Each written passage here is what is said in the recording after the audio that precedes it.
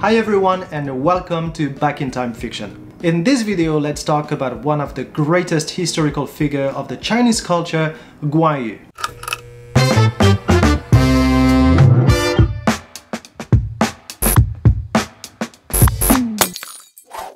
China is a boon when it comes to historical figures.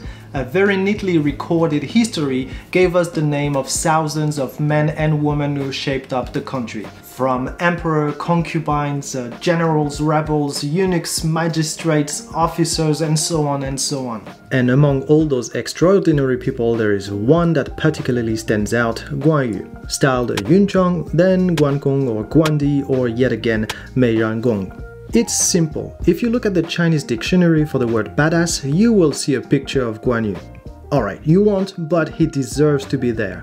He is recognizable by his red face, long straight beard and green robe. Sometimes Guan Yu is holding a halberd, sometimes a copy of the Zhuojuan. He is also often shown by his horse's side or accompanied by his adoptive son Guanping or his weapon carrier Zhouzong. So, who was this man and why is he so important? Well, to answer this question, let's first talk about context. Guan Yu is a very famous character from a period known as the Three Kingdoms. At the time, right at the end of the rich and world-changing Han period, in the early 3rd century, China, following a few decades of civil war, splits into three powers. The majority of the land is controlled by Cao Cao and his descendants, the southeast by the Sun family, and the southwest by a loyalist of the Han, Liu Bei. We know a great deal about the events preceding this split and those up to the reunification, thanks to a number of records such as the Sangguozhi,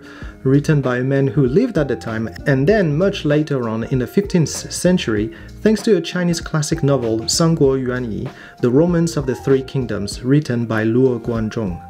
I will do another video about the Romance of the Three Kingdoms in the future, and you know what, it is my dream to one day write a retelling of it. But let's focus on Guan Yu for today. The way the story is being told, Cao Cao gained power thanks to his birth and even more thanks to his cunningness or even ruthlessness. The Sun family did so through boldness, but Liu Bei, well, he really owes it to the people surrounding him. He was, for example, accompanied by Zhang Fei, the mighty general who once stopped thousands of enemies on a bridge by yelling at them. Or Zhuge Liang, the brain behind Liu Bei's plan, a man who stole thousands of arrows by presenting himself in a boat covered with straw, or stopped an army by playing the guzheng as if he had nothing to fear. But on top of this list, with those two, we have Guan Yu. Zhang Fei and Guan Yu became sworn brothers with Liu Bei from the moment the three young men took arms against the Yellow Turban rebels.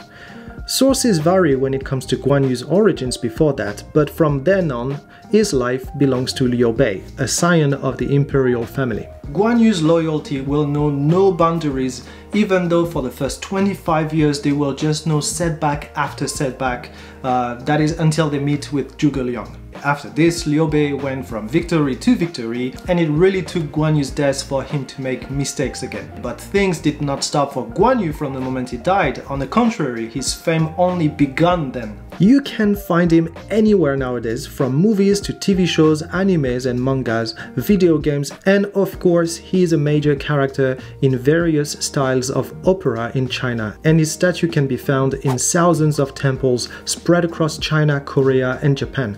The greatest example being in Jingzhou, a city he is very often associated with, where a 58-meter statue of him has been built in 2016. Guan Yu is so widely used as a historical fiction character that sometimes he is a woman, sometimes a robot, and even Donnie Yen played him in the movie The Lost Bladesman. But where you probably saw him, even in the US and in Europe, is at the center of an altar in your local Chinese restaurant. Anyway, Guan Yu is absolutely everywhere. One of the big reasons for this extra presence is that Guan Yu became a deity in the Chinese culture, especially in Buddhism, where he is considered a bodhisattva. He is also being worshipped in Taoism and in Confucianism as well. You know you are pretty cool when three cults make you a god. To make it simple, Guan Yu became a god of war, but not only, he is also being worshipped as a god of wealth, business and some other things. In Hong Kong, Guan Yu is being worshipped by policemen and and also by the members of the triad. And you know you're pretty badass when both the policemen and the criminals are worshipping you. So what did Guan Yu do to deserve being worshipped like this? Let me tell you 3 stories about Guan Yu that will help you to understand his greatness.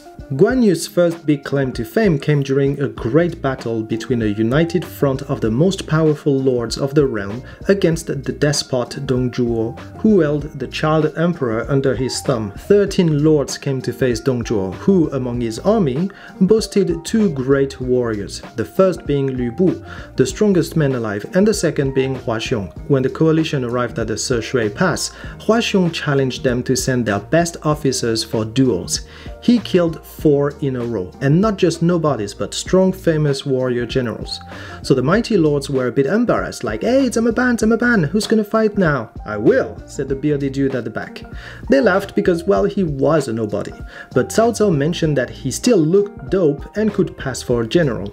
As was customary, he prepared some hot wine before sending the men to fight, which, by the way, was maybe the reason why the 4 others got killed. But Guan Yu refused, like, "Hey, keep it, I'll be back." He went on to fight Huaxiong and killed him in a relatively short fight. He then came back to his camp and managed to drink his wine, which was still warm. That's badass. Alright, historically speaking, Guan Yu is not the one who killed Huaxiong, it would have been Sun Jian, the leader of the Sun family. But this story from the Romance of the Three Kingdoms is still pretty cool. But Guan Yu is not just some kind of buffed up martial artist, he is also a man of great compassion, loyalty and righteousness. This is the second story, the Huazhong Pass. Liu Bei got his ass kicked when for the first time he faced Cao Cao for real. Guan Yu, who had been put in charge of Liu Bei's base, only accepted to surrender under the condition that Liu Bei's family would be well treated. Cao Cao accepted and welcomed Guan Yu, though the latter made it clear he would stay with Cao Cao until his brother's whereabouts were known to him, and again, Cao Cao accepted. Cao Cao was so taken with Guan Yu's might that he showered him with gifts, gold, silk, and even the best horses in the land, Chetuma. He also gave him titles and much more, but nothing could buy Guan Yu. To repay Cao Cao's kindness, Guan Yu joined him as one of the greatest battles of China's history was about to take place. Cao Cao was low in men, food, and morale, especially because his enemy, Yuan Shao, also had 2 peerless generals, one of whom just kept Cao Cao's attempt in check. Guan Yu found the said general during a battle and killed him with 1 stroke. Debt repaid. He then later on found where Liu Bei was and left, leaving all the treasures given to him by Cao Cao, minus the horse, and rejoined his brother. 8 years later, the table turned, and following the famous Battle of Chebi, Guan Yu blocked the path of a defeated Cao Cao who was fleeing for his life. Reminded of Cao Cao's benevolence and generosity toward him, Guan Yu let him go, thus saving the man's life. It takes a real man to save his enemy like that.